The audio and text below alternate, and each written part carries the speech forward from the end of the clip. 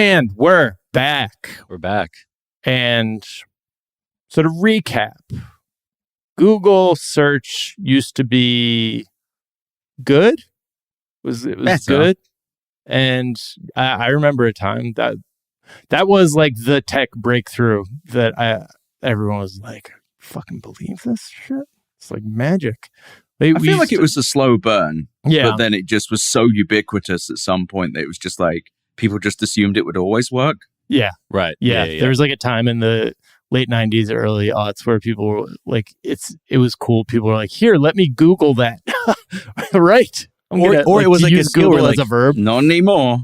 Or you knew how to use it too. It's like you got to use quotation marks or got to use plus signs between the words. I've got Google foo. That's why I use Alta Vista. Actually, that's God, more I haven't heard someone say Google foo in some time. Yeah, that's a certain kind of guy, right? But I mean, Ed, when the last time you were talking, we were talking about the rot economy, and I know we've made mention of just how Google's become just worse and worse, and then your recent episode about how Google just became an absolute, just unusable, basically ad service. Just because some of the words I understood, and I was right there with you. Other times, conceptually, I knew where you were going, but I couldn't quite put it all together intellectually. So, would you mind explaining just sort of the shift from this like code yellow change that occurred, or this code yellow moment, into this basically glorified ad server we have now? But please explain it as if I am an ignorant person that was distracted by a toddler while they were listening. No problem. So, the episode I wrote and the accompanying newsletter was about in 2000, and I'm now going to pull it up so that I have the 18 dates or 19, correct, because the dates are important. Yes. So in 2019, there was a bloke called Ben Gomes, who was the head of Google search. Ben Gomes had been at Google since 1999. So basically the beginning. He worked directly with Sergey and Larry. And there are tons of articles about him where everything he talks about, he's talking like a Renaissance painter. He's like, I believe the connectivity between data. He's so romantic about it. So on February 5th, 2019, he gets, through a connection of events, something called a code yellow, which is an internal Google thing that says there is a problem that's significant. There are higher codes, but they're extremely rare. Code yellow itself is actually pretty rare.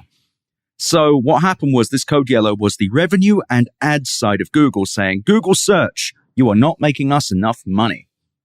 You need to make us more money. And also, and this is very important, the amount of queries going into Google is not growing enough. Now, little side note for you. Queries in this case is referring to the amount of times that people search. Now, if you think about it for just a second, is that necessarily connected to how good Google is? Right. Not necessarily. In fact, if there are less queries, maybe Google's better. Yeah, maybe they found what they were looking for. Right. Yes. Right. Yeah. Which does not work for Google. Right. So, Google is then in this little futz of the code yellow. And between Ben Gomes and some other guys, there's a conversation where he says, hey guys, I feel like Google is getting too close to the money. Google seems to only care about growth. And after about a month, they resolved the code yellow. And there's a big email thread, and there's a ton of emails that I'm just leaving out, but I'm summarizing as quick as possible. There's also on the sidelines this guy called Jerry Dishler, who was one of these noxious VP types, who was kind of like, yeah, guys, we need to make more queries and we need to make more money. So could you just do that? Right. So the code yellow comes to an end. And it turns out that the guy behind it is a guy called Prabhakar Raghavan, who was then the head of advertising at Google, head of ads on Google. And Ben Gomes sends out a thing to a bunch of people who are all congratulating each other, saying, we got through this. Great job, everyone. Prabhakar responds saying, yeah, actually, engineering did that. You didn't do it. You didn't do anything. Wow. So these emails came out through the Department of Justice's antitrust hearing. And I realized this is a lot of history. In 2020, Prabhakar becomes head of Google Search. And so he takes over search. He takes over Google Search from after the this. idealist guy, Ben From Gomes. the idealist who worked on Google Search from the beginning. Right. So he came in, he was mad at Ben and basically Gomes, pushed him out. Yeah. And also, to be clear, this queries metric is insane. Having more queries means nothing. And in fact, these emails kind of detail that. He takes over in 2020. Now, if you really think about it, Google started to get really bad in like 2019, 2020, and has got significantly worse constantly since 2020. End of mid 2019, they added this to mobile, but they put it fully onto desktop as well in 2020. They made a change to make it harder to tell when something is an ad on Google now. Yeah. Yeah. And I definitely noticed that change. they made a bunch of changes to make Google worse. Yeah. It used to be pretty easy. There was like a background. It seemed like pretty clear that they had a internal discussion and we're like, well, we don't want the product. We don't want to be actively tricking people into. Well, they it was funnier than that. They were just like, yeah, we need to see the numbers go up, please. Yeah. So, Make number go Very higher civically. now. line go up now. Yep. But yeah, at some, like during the 2000s, like it was like there was a balance of like we need this to be a product that people want to use, and we need to make money off of ads. But they've hit a point where they don't really give a shit if it's a product that people want to use. It seems like it's that, and also within these emails, and again, this is from the Department of Justice's suit against Google for monopoly. Mm-hmm. So, hey, what monopoly could they have? Right. And what's really stark about it is what Mr. Raghavan's previous job was. So, can you think of what would the worst job that could be previously held by someone running Google search? Just think about it for a second. You might not get it, but just think. What is the worst company he could have worked for that isn't like, I don't know, so like different actively... company. Yeah, different company. Because like one of the worst would be Google Ads. They're like in charge of like driving revenue. Another company that has within this period been not good at their job. I'll skip to it. Mr. Raghavan ran search at Yahoo. Wow. 2005 to 2012. In that period, they went from, I think, like a 33% market share versus Google's 36% to literally doing a deal where Bing would power Yahoo. Yeah. Yeah. Let me just fact check you real quick. Let me go Yahoo that. Nope. Never been said. That's never been said by anyone. She says he's great and has a huge dick. Right. It's crazy. Don't know how. No, but it's crazy because you read this thing, and you read this story, and you read the emails, and I was writing it, and I was like, is this someone messing with? This is ridiculous. Right. Because the emails are so grim. There's one with this guy, this engineer called Shashi Thakur, who's like, can we tell Sundar Pichai about this and stop this? To be clear, that's the CEO. That's the CEO of Google, and his former job was McKinsey. Yeah. They're on the right side of a lot of things. I was going to say bread like prices. OxyContin. Yeah. And it's wild because you read this story and you're like, it couldn't be this obvious, could it? And the timeline is just perfect. Right.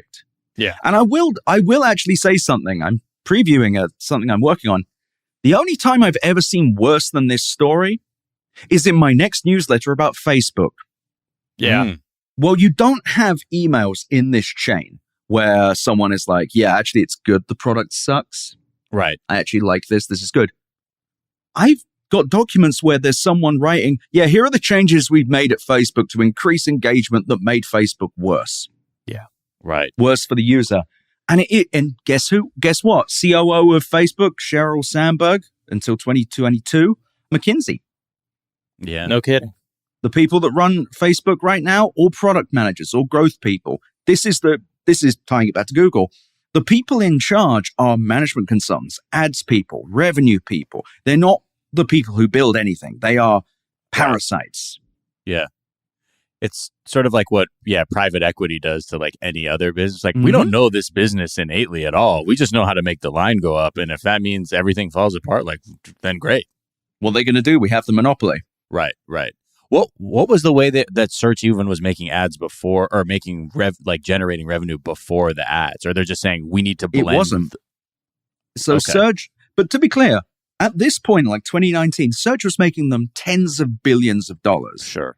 It wasn't like it was a fledgling business and they were like, oh, we got to grow up, everyone. This was a business printing money.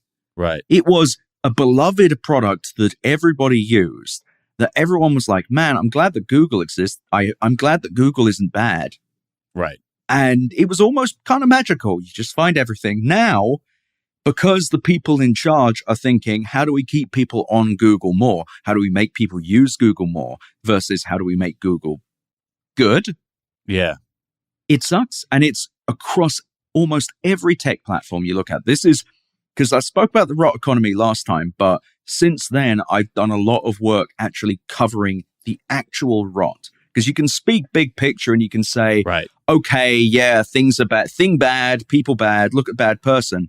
But when you see in stark writing how these people act and the grimness, the craven nature of the way these people work, it's stomach churning. Right. Or turning. I forget which one it is.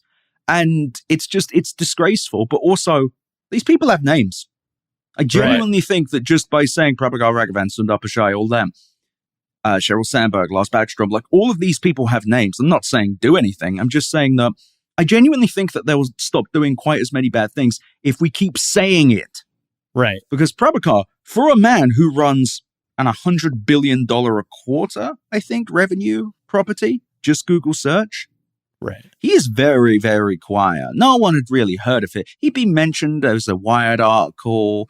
There was a ZDNet article that called him Yahoo's search master, which is one of the funniest things considering how bad Yahoo got afterwards. Right. But these people, I'm not saying anything should happen. I'm just saying talk about them. Saying their names will shame them. And perhaps they won't feel much shame, but the more that these people are called out for these specific actions, I think change can actually happen. And also, Google's in a real pickle right now. Like they have buggered search up quite horribly, if I'm honest. Yeah. Like I've never seen a product get destroyed this badly other than Facebook. Yeah, I mean, I think like if ads are the guiding principle, I guess is it, does that mean it's bad for people looking for information if part of it means they're getting the best deal on one of those indoor silent basketballs? Just being service to them. I'm trying to find the good and the bad, yeah. But that's the thing. So advertising itself is not evil. And for a while, it wasn't perfect. I mean, it's anyway, it's how let's throw to an ad in a second. But I mean, I definitely can't with ads on Better Offline. I'm sorry, everyone. There's a lot of them. I don't control it. But advertising has always been a problem for search. In the original Google paper written by Sergey Brin and Larry Page, they literally say that advertising can create the wrong incentive for Google. Yes. Wow. It's the so main, cool. Yeah. It's the main conflict at the center of the entire business. Like this is not coming out of nowhere. This is like a long held battle where they had people in positions of power who knew this was the battle. They were like, there's going to be ad people and money people who are going to be constantly pushing us to decrease the quality of the service we provide customers so that we can, make our ads more effective at getting them to click, right? Like that's basically what it comes down to. I think what it is that, there was always going to be some profit incentive. I don't think that's possible to avoid, but it was a fairer trade. It felt like it wasn't so utterly craven. Yeah. Like that's the thing. When you look at how they've acted, especially in these emails, and it's where's your ed.at, look for the man who killed Google search or listen to the podcast.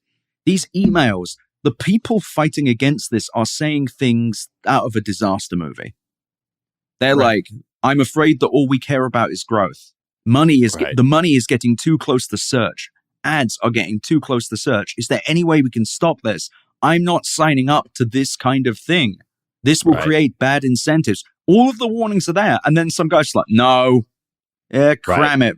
You're going to work as... And now Ben Gomes is SVP of education. Google's education?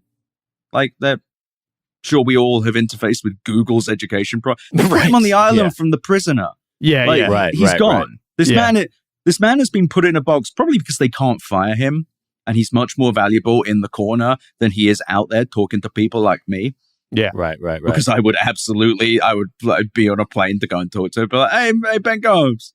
But it's the same thing. We've talked about this with DEI and, other, with environmental policies, when companies are asked to pay attention to the environmental impact, it will be popular and it will be entertained by them for a while. Like for Google, it lasted almost an entire decade, but like that was the main battle that's happening within search is like, okay, we're trying to make this product better.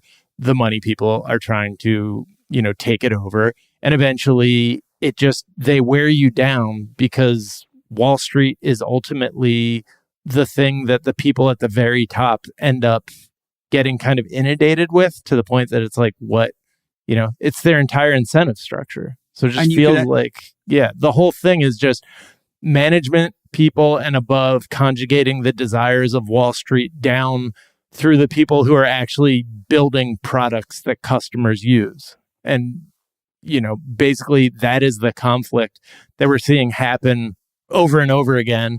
And the people who care about the quality of the product or care about the initiative to make their company more diverse, or the people who care about the environmental impact of their company, like that eventually always seems like it gets drummed out by Wall Street and gets treated as unrealistic and idealistic and childish by Wall Street, who ends up only caring about, profitability. And what's crazy is Wall Street loves plenty of very bad companies. Tesla is a garbage company, but it's a meme stock now. It has no connection to reality. Right. Meta as a company has burned like $15 billion, I think, or something like that on the metaverse, which is never happening. But also they have made Facebook and Instagram borderline unusable. And Wall Street loves them because they print money. What's insane is all these companies had to do was provide a decent service and just make them better. And they could just print money, run them like a casino. We don't want to mess with the winning formula. That's why casinos look the way they do for so long, because they have a supply and demand thing and they work it very nicely, but they know touching that little balance can knock the whole thing off. And it's crazy. It makes me feel a little bit crazy. Like it does, because as I mentioned earlier, when I wrote The Rot Economy, I had a few public things and I looked at and I was like, this makes sense. This is a strong theory. It's backed up by things I've read. Seeing it in action really, and I'm already kind of pissy. I'm kind of a pissy missy by default, but reading what they're doing and like some of these Facebook things I've got coming as well. That company, I used to think that Google was the worst of them, but Facebook is. Mark Zuckerberg's genuinely evil, as are all the people on Gleit and Schultz and all these other people. There's so many people at Facebook who are just do not care. They don't care about the user. I kind of admire that there are people at Google who do. Right. And I think that only makes what Prabhakar Raghavan did more evil, because he's just like, no, don't listen to the bloke who built this crap. No, make more money now. Make money now. Make money now. Yeah. Make money for the machine so I can make the search engine worse and get more money now. And all they had to do was just kind of leave it alone. But guess what? That doesn't create eternal growth for the street. Also, the real change was 2015 when Sundar came in. McKinsey boy. And the McKinsey people, the moment they touch it, they got the brown Midas touch. Turns everything to poopy. It sucks. It sucks so bad because they didn't have to do this. They could have still... Google would probably, if they left it in a good condition and didn't really touch it for 7 years, probably still print like 60, 70, 80 billion dollars a quarter. Right. Because it's so ubiquitous. They pay Apple like $10 billion a year, I think. Right. To make it exclusive on iPhone as well. It's just insane. It's really insane. And I think that, especially given what I've seen with the Facebook stuff, much of it already out there, is I reckon behind the curtain, there's a lot of companies like this. I wouldn't be surprised if the Boeing stuff is going to reveal a lot more like this as well. But within the tech industry, this is what is happening. And this is what happens when you don't have the people who build stuff running software or hardware. Yeah. You just get McKinsey scam artists who crap up everything forever. Right. Yeah. It's like the same thing that's happened with the film industry, where people in like the marketing, accounting departments displaced the actual creatives who were developing films. And they're like, no. These are the movies that make the line go up. Do we know anything about movies or storytelling? No. Well, let me give you a good example. Microsoft, they just shut down a number of studios, including the one, I forget what the name, Tokyo-based studio called, that made a game called Hi-Fi Rush. Incredibly successful, first-party title, exclusive to Xbox and PC, of course. Great game. They shut down the studio and a bunch of other ones. Then immediately the next day, and I think The Verge had this one as well, it was like, Microsoft says they need to make more games like the one that the studio they shut down made. Like they were like, we need smaller indie games that people love. Right. And it's like, you just killed the company that did you. And it's so obvious. And it's so obvious. And also, I'm not even sure it's good business. Right. I'm not sure they're actually making or saving more money. I don't know. Well, Google, yeah, they're definitely making money hand over fist. Same thing with Facebook.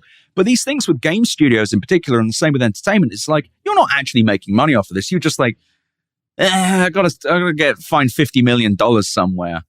Right. Can we just kill that movie we filmed? Yeah, exactly. Can we just not release it? Can we take that off tax return? The IRS should close that loophole, by the way. If I can't deduct a boat, they shouldn't be able to deduct Wile E. Coyote and his courtroom drama. Yeah, and all the other movies. But also, the other thing is, I think all these tech companies don't realize, at some point, people are not going to care anymore. They're going to stop using these products, and they're not going to come back. Right. But the actual user churn is going to happen. So that would require them to no longer be a monopoly, right? It feels like that's the thing that like the actual antitrust lawsuits need to like come through and actually make it so that they don't have these enormous. I mean, that's never going to happen. Right. However, the thing that will, I think, is not what people are expecting is, they won't stop using Google because they need a search engine. Unless they don't. Right. Unless people just change their habits to move away from search engines now that search engines are bad. Right. If they don't use Facebook anymore. You've used Facebook recently, I'm sure. It's terrible. You can't even see the people you want to see. Same with Instagram. I mean, you run an account for the Daily Zeitgeist. I'm sure you put it out and you're like, of the thousands of people that follow you, like 12 see it because of the algorithm. Yeah. Right. At some point, people are just going to go, I don't care. I just won't use that. Yeah. Facebook has already had churn.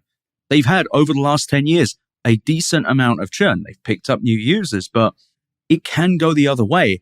And the problem that these companies have is none of the people who built any of it, with Facebook being the exception, they're just a completely different animal. For the most part, the people who built these companies aren't there anymore, or they've been shoved in the corner. And going out to the public and saying, hi guys, so Google search blew. It was so bad, but it's good now. People are going to be like, yeah, sure, mate. Pull a Domino's pizza. We understand our product has been bad. That was Google because we were trying to save money. Right.